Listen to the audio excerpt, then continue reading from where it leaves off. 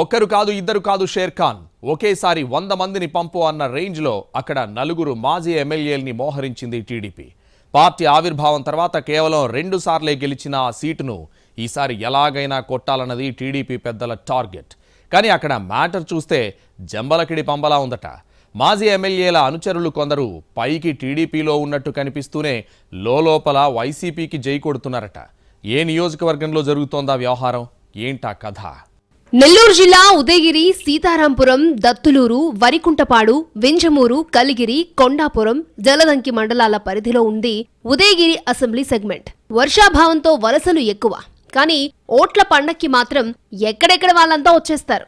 1952లో నియోజకవర్గం ఏర్పడగా పార్టీ పెట్టాక ఇక్కడ 2 సార్లు మాత్రమే గెలిచింది తెలుగుదేశం. దీంతో ఈసారి ఎక్స్ట్రా కేర్ తీసుకుని ఏకంగా 4 మాజీ ఎమ్మెల్యేలను రంగంలోకి దింపి గెలుపు బాధ్యతలు అప్పగించింది.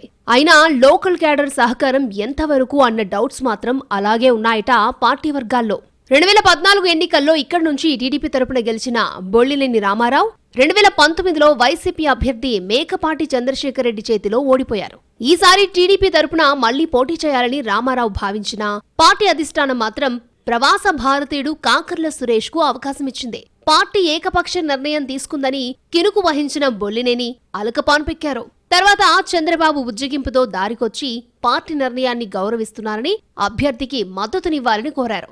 ఆయన మెత్తబడ్డా అనుచరులు మాత్రం పూర్తిగా కన్విన్స్ కాలేదు అన్నది లోకల్ టాక్. మరోవైపు గత ఎన్నికల్లో వైసీపీ తరపున గెలిచిన మేకపాటి చంద్రశేఖర్ రెడ్డి వివిధ కారణాలతో ఆ పార్టీకి దూరమయ్యారు. టీడీపీలో చేరి అభ్యర్థి కాకర్ల సురేష్ కు మద్దతు ప్రకటించారాయన.